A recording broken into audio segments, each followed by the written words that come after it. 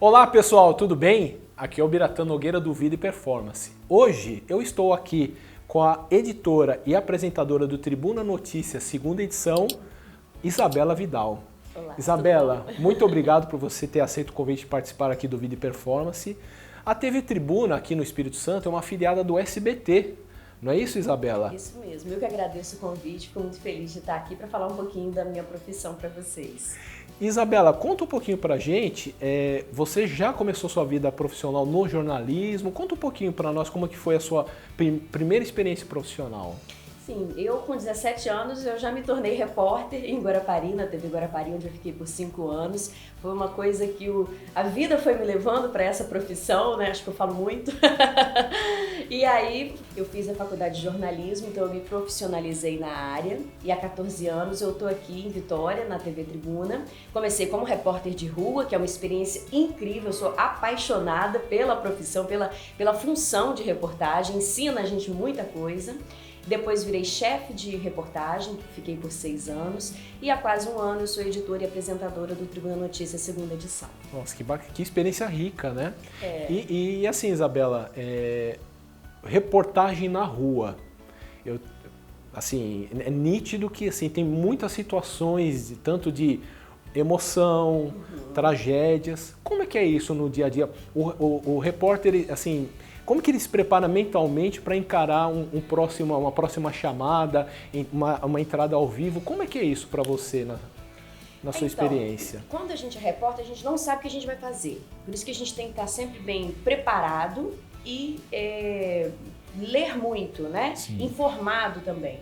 Porque quando a gente chega na redação, a gente pega uma pauta e vai para a rua sem ter uma prévia de hoje você vai fazer tal matéria. Porque a reportagem do jornalismo dia a dia é isso. Sim. Então, muitas vezes a gente se depara com realmente situações assim complicadas. Eu brinco até que a gente faz os extremos, né? Quando tá o dia mais quente do ano, a gente vai pro sol. Quando é chuva de granizo, a gente tá pegando a chuva de granizo para fazer. E também outras reportagens lindíssimas com histórias de superação, contando a história de vida das pessoas, enfrentando também essas matérias de violência, né? Eu peguei aqueles confrontos do BME, antigo BME, ali no centro de Vitória, ali em frente ao UFES.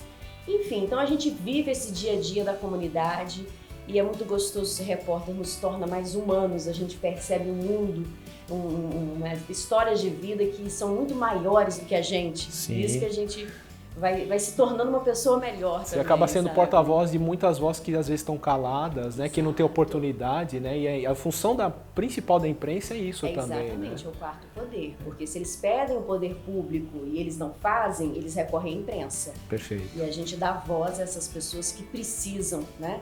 De um serviço público que deveria funcionar e não funciona. Sim. Então Teve alguma reportagem de rua? Vamos falar primeiro ainda da sua experiência de rua. Teve alguma reportagem de rua que você não conseguiu se conter e chorou junto com a pessoa, se emocionou? Teve alguma situação assim? Várias, a gente se emociona junto. Eu lembro de uma que eu me envolvi tanto nessa matéria que eu acho que foi até o resultado do prêmio que eu ganhei em 2009. Eu fui para a rua, recebemos uma denúncia que doações estavam sendo jogadas no lixo. Era de uma instituição de caridade em Cariacica, o líder comunitário acionou e realmente eram vários sapatos que estavam em perfeito estado, que estavam no lixo mesmo.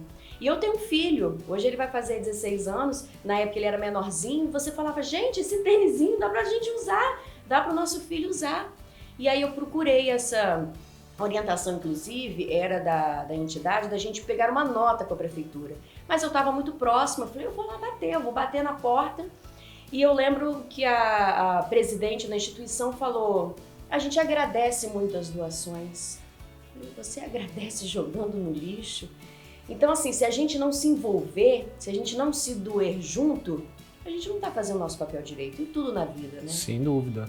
E aí isso foi recorrente, a gente continuou mostrando, as pessoas também se envolveram, quem viu a reportagem, um sapateiro ligou para nossa redação e falou, gente, eu tô vendo a sola desse tênis solto, eu colo isso, em 2 minutinhos tá pronto, esse tênis está perfeito.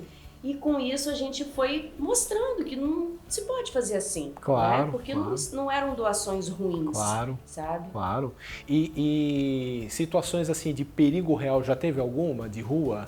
Sim, esse confronto do BME, que houve tiros de borracha, gás lacrimogênio, eu inalei também, a gente fica agoniado junto, né? Você lacrimeja, não consegue respirar direito, o medo de um tiro ou de uma pedra do manifestante atingir a gente. Mas é uma adrenalina incrível. A gente sobe o morro junto, dentro dos critérios, já subi quando teve perseguição, dentro dos critérios assim, de segurança, a gente não coloca.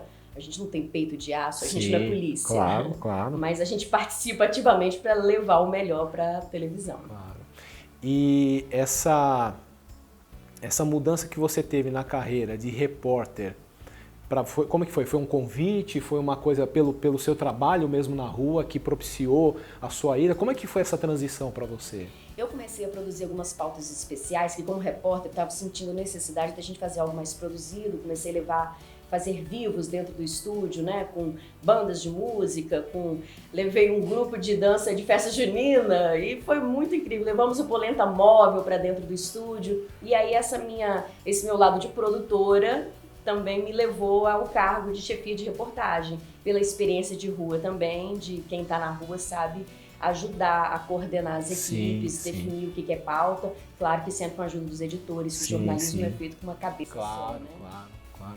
E foi isso. Que ano que foi isso que você veio para a apresentação do telejornal? Da apresentação foi agora, em março de 2019, quando houve uma repaginação do Tribuna Notícias, eles fizeram um novo cenário. Eu já apresentava o telejornal aos sábados e nas férias dos colegas. E aí eu mudei de cargo. Aí eles falaram, então você migra para edição e apresentação. Para apresentação é muito importante você ser um editor, porque você já fica por dentro de tudo.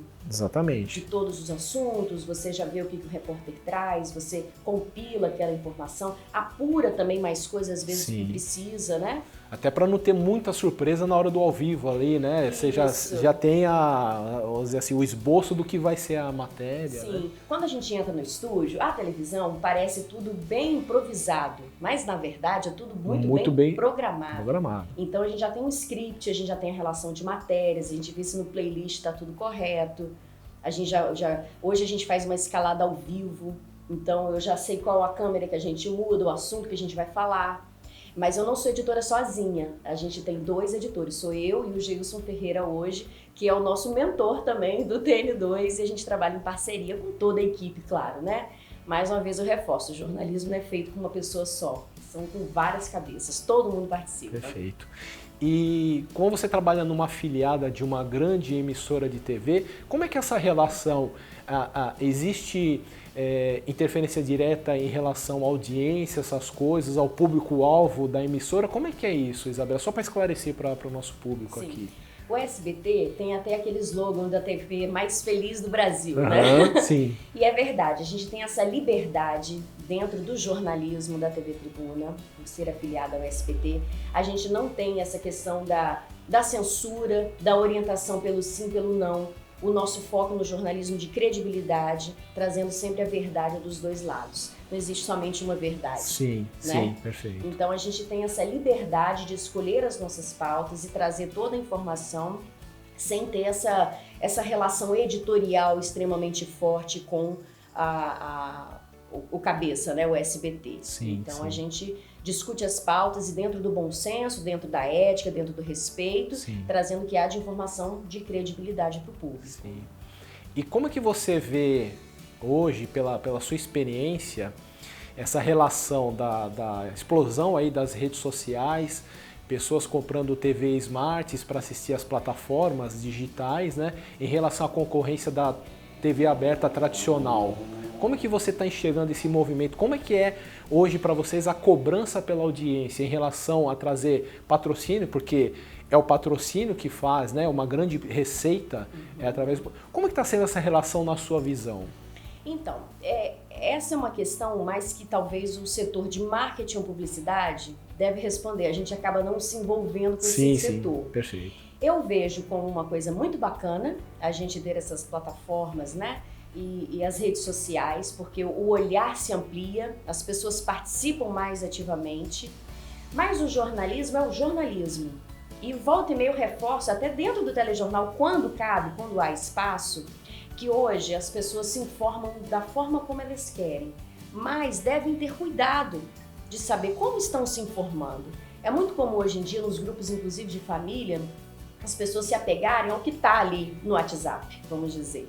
Sim. E acreditam naquilo como uma verdade. Só que o jornalismo está aí, o profissional está aí, justamente para apurar aquela informação. Perfeito. A gente não deve acreditar em tudo que aparece na nossa frente, porque os robôs já estão comprovados, né? Que enviam informações e nem sempre estão corretas. Então, o cuidado, o jornalismo é uma coisa que não vai acabar nunca. Sim, inclusive eu tenho uma visão pessoal que a função do jornalismo, inclusive, a perpetuação do jornalismo vai ser justamente para combater as fake news que surgiram por conta das redes sociais. Exatamente. Faz sentido isso para você? Claro, e outra coisa, a profissionalização. Você ter uma faculdade que hoje o registro já foi até cassado, é um absurdo isso. É um protesto mesmo que eu faço, porque você não é qualquer pessoa que pode chegar lá e falar qualquer coisa. Sim. A gente tem uma orientação, a gente estuda direito, psicologia, português, estuda tudo. Claro. E aí com a vivência de vida, né, e com uma equipe, você se torna um profissional ao longo dos anos. Mas é muito fácil hoje em dia você pegar um celular e fazer uma live, mostrar o que está acontecendo. É bacana enquanto comunidade? É bacana. Sim. Mas não é bacana para falar, estou tomando o espaço de alguém e vou ter mais credibilidade. Sim, sim. A credibilidade está justamente na apuração, na ética, no respeito ao outro, né? De você ouvir os dois lados e levar aquilo para o público. Sim. Acho que só quando tiver uma regulamentação, principalmente da questão dos crimes digitais, é que talvez as pessoas vão despertar, e às vezes não estão percebendo, mas estão cometendo um mal grande, sendo injusto com alguém fazendo divulgando uma coisa danosa, alguém que... Não é isso que você... É a tal da injúria, né? É a tal da injúria. Você não pode criar aquela informação e soltá-la como se fosse uma verdade sem antes verificar. Perfeito. É perigoso. Perfeito.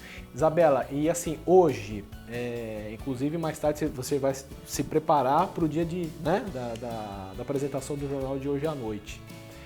Como é que é isso para você? Você vai já chegar lá, você já tem em mente o que vai ser o seu dia?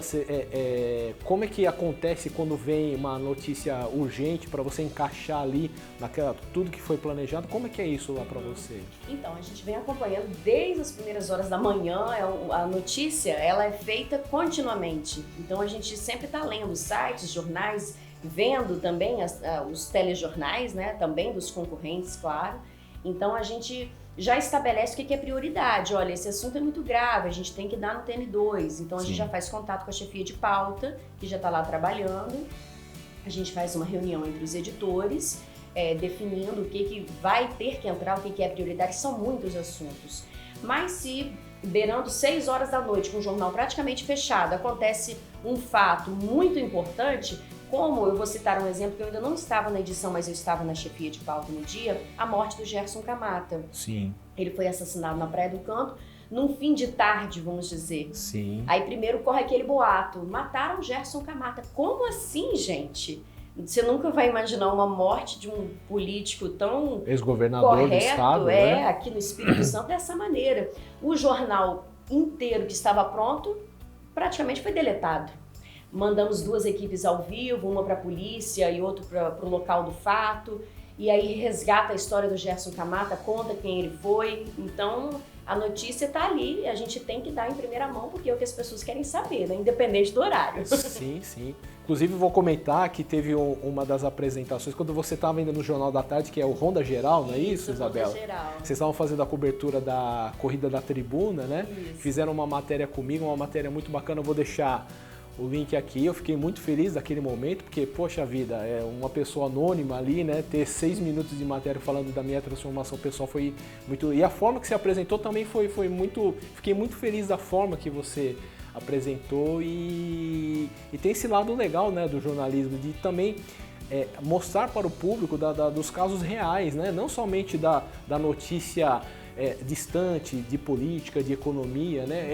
É o viver do dia a dia, dá a impressão que também o foco da sua emissora também é esse, se aproximar mais da população, é isso, Esse Isabela? é o principal foco, porque hoje a gente pode mostrar que histórias de superação de pessoas do dia a dia, de quem a gente conhece, são o que incentivam a gente a fazer muita coisa. Então, a sua história foi muito bacana. Eu lembro que até no começo da matéria, eu falei, gente, ele perdeu 40 quilos. A gente, para perder 5, a luta. Foi, você falou isso mesmo. Para perder 5, que é um sofrimento, meu Deus.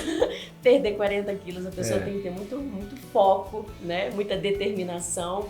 Então é uma história muito bacana e é isso que a gente gosta de mostrar dentro dos telejornais. Sim. O Ronda é um programa de entretenimento, mas essa matéria também caberia no Tribuna Notícias, que a gente também traz essas informações. Parabéns, viu, pelo seu desempenho. Eu que agradeço. Realmente foi muito bacana. Muito bacana. E aqui, a gente, seguindo aqui mais ou menos para o final, né, porque eu tenho 2 perguntinhas para fazer para você, né, Isabela? Primeira pergunta, como é que você está enxergando o ano de 2020? Realmente, essa sensação da possibilidade do Brasil melhorar economicamente, assim, isso é só uma sensação ou você acha que pelos números que estão sendo apresentados pela imprensa está acontecendo mesmo, falando em relação ao Brasil?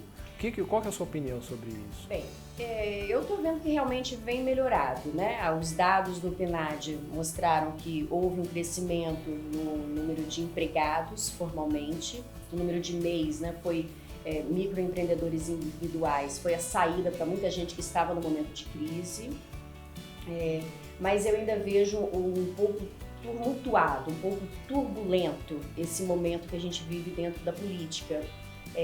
Não tem partido, tá? Mas a gente lê as notícias. Uma coisa que acontece muito é o desrespeito também à imprensa, da forma como os colegas vêm sendo tratados. Isso é um tanto chato, porque nem sempre você combater aquela informação quer dizer que você é oposição. Perfeito. Né? Então, de qualquer forma, eu vejo que a economia vem melhorando, a gente percebe isso, né? O número de desempregados caiu, a economia realmente vem melhorando, alguns acordos internacionais que a gente são diferentes do que a gente vem estando acostumado. Sim. Então, eu acredito que sim, a gente sempre tem que ter esperança. A gente vive aqui, a gente tem que ter esperança que vai melhorar. Sim, eu estou fazendo essa pergunta porque, assim, realmente nós estamos com a sensação, inclusive a imprensa tem trazido essas boas notícias, né? São os dados que mostram. São os dados que mostram isso. Fechar os olhos para isso. Exatamente. Né? E mesmo ainda como você falou, né? Hoje está tudo muito polarizado, as pessoas, infelizmente, seguindo um caminho de radicalismo, né? Mas o mais importante é a informação em si, né? É nutrir as pessoas com informação e que cada um tire a sua conclusão, né? Sem defender muito. O que importa geralmente é o bem, né? do país como um todo, né? É você conseguir enxergar aquelas informações e ficar um pouco neutro. Você conseguir perceber, né? Justamente essa polarização tá matando todo mundo, tá separando as famílias. Tá uma situação muito complicada. Mas falar de política é intrínseco a tudo, né? É verdade. É assim que se caminha. É verdade. E a gente espera que a corrupção também diminua, né? Parece que está enraizado no nosso país. É muito triste isso. Verdade. Porque eu acho que a gente, por exemplo, nós temos verbas, mas nós não temos gestão.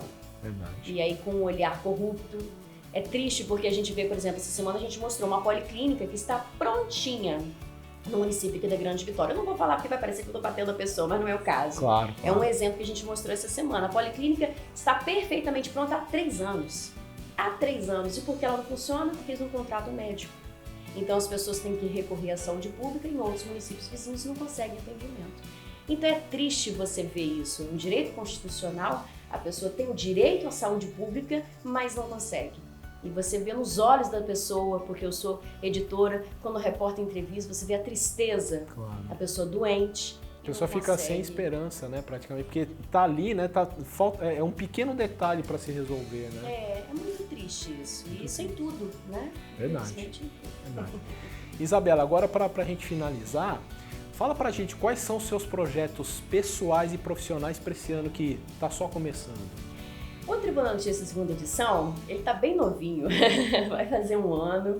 A gente segue nesse projeto de continuar levando um jornalismo verdade para as pessoas, sempre ao lado da comunidade, sempre dando voz a todos, né? Mostrando todos os lados. Então, a minha convicção é dentro do jornalismo mesmo. Eu gosto muito de ser jornalista porque eu tenho muito esse lado social, porque eu acredito que a informação melhora a vida das pessoas. com histórias de vida, com informações que são de serviço, de utilidade pública.